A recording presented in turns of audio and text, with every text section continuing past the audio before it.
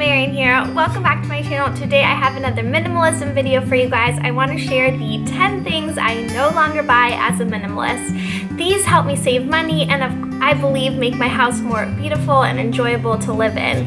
I of course have been influenced by Marie Kondo's book, The Magical Art of Tidying Up. I read it a few years ago and I really believe that her thoughts about what to keep in your home and what to get rid of have made my home and my life a more beautiful, enjoyable place to live in. So I want to share these top things with you guys, and I also feel like I have saved a lot of money by following these principles. So yeah, let me know in the comments what things you guys no longer buy. If you're influenced by minimalism at all, I would love to hear them. So number one, the first thing I no longer buy is specialized cleaning products.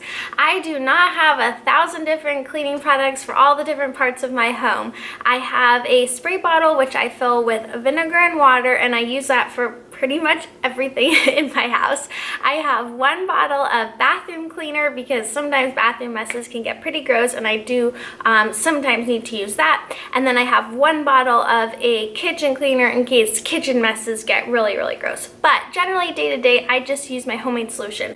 I have a big fear of chemicals and products, and I really don't want to be spraying that stuff on surfaces I'm going to eat off of and have all those particles in the air. So that's another big part of it aside from the minimalism. But yeah, I just love that there's not 100 different like old cleaning products cluttering up my cupboards.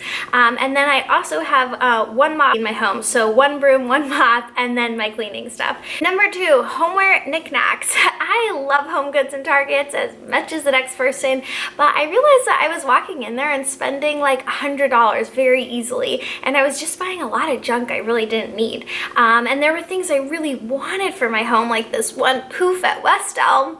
It's $200. One day I'll get it. But yeah, instead of saving up for something I really love that would look beautiful in my home, I was buying a bunch of $10 and $15 items that really added up.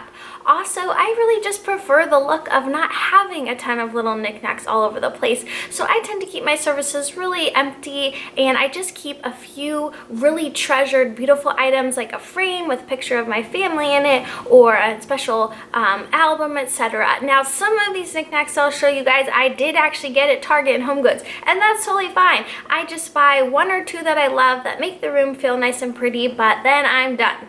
Number three, books, CDs, and DVDs. Yep, I don't buy them. I don't think I own a single one. I definitely don't have any CDs or DVDs. I might have 2 or 3 books at the most, only because they were signed, so they're special to me. But yeah, that's all I have. I have not purchased a physical book in years. So I do, of course, still read a lot. I love reading, but I just use my Kindle or my iPad. And at first, I really missed the joy of holding a physical book, and I missed having them like represented on my shelf as things I've read. But I realized that that was really silly. They were taking up so much room in the house, and I never ever went back to them. There were some, once in a while I did have a physical book that I liked flipping through, like when I was having a baby, the What to Expect book was really helpful to not have in digital form. So sometimes there are exceptions, but generally like for fiction and that stuff, I just don't buy books. So I love having them on my iPad. I love seeing them, that I've read them, etc. They still exist there in that way for me. I really like that they're not cluttering up shelves, and I don't have to buy shelves just to store books that I'm never going to read again. Number four, along the lines of entertainment, cable. We cut the cord. We no longer have cable. However, we do have lots of smart TVs and smart devices. I think we have Hulu, Apple TV, Amazon Fire Stick. We have Amazon Alexa, we have Google Home. Yes, we have a very high-tech smart home. I was actually thinking of doing a video on that for you guys, so if you're interested, let me know. But we have lots of entertainment options, but we don't have cable, and that saves us a lot of money. And most importantly, in terms of minimalism, I felt like for me, I was putting on especially HGTV as a wallpaper in my home. It was just on the TV, it was usually on mute, and it was just there for decoration, and it cluttered up the wall in my life to just constantly have that on for no reason. So I was really actually so much happier to be rid of that. Now if I want to watch a specific show, I have a way to find it and get it and watch it, and I do watch a lot of YouTube obviously, but I don't have something constantly on in the background. Number five, fast fashion.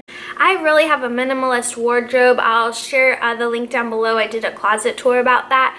When I find something I love, I invest in it. Sometimes I'll wait a few months to save up for it, depending on what it is. And when I find something I like, I might buy it in a second color. But what I don't do is buy a bunch of really cheap clothes that I'm only going to wear a handful of times. I tend to buy things that I'm going to wear for months and months or years on years and really, really love and enjoy wearing. I don't like the feel of like those super cheap fabrics on my skin, and it frustrates me when they fall apart, so I'd rather just invest in something I love that I can keep for a long time.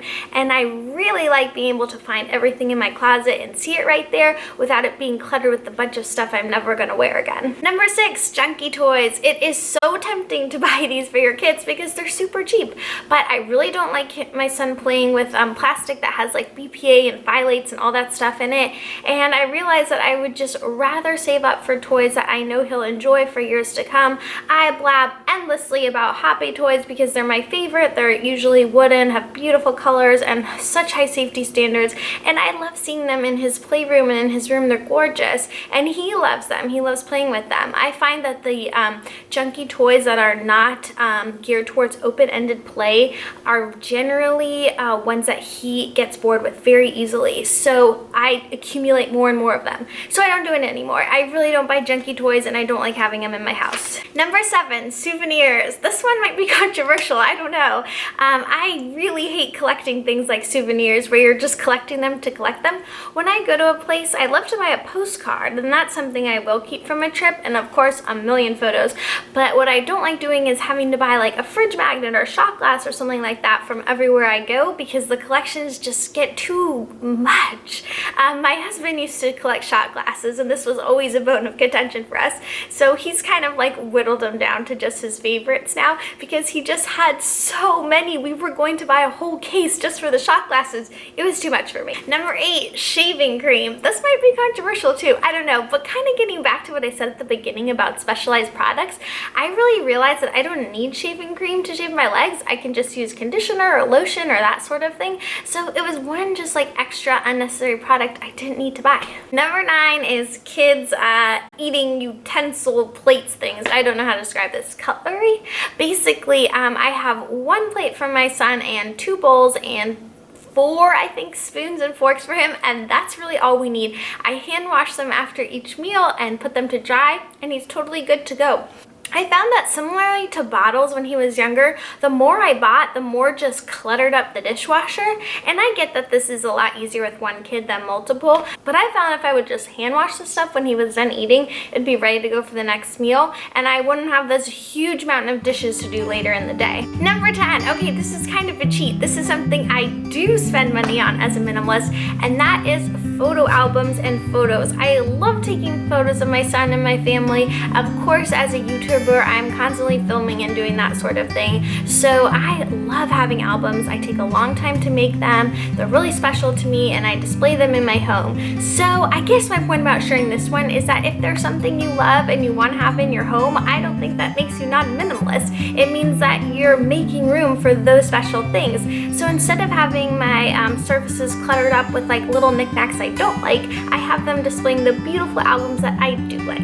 So those are my 10 things. I hope you guys are inspired by them. If you are, let me know, and give this video a big thumbs up if you like it, and subscribe to my channel to see more. I will see you next time. Bye!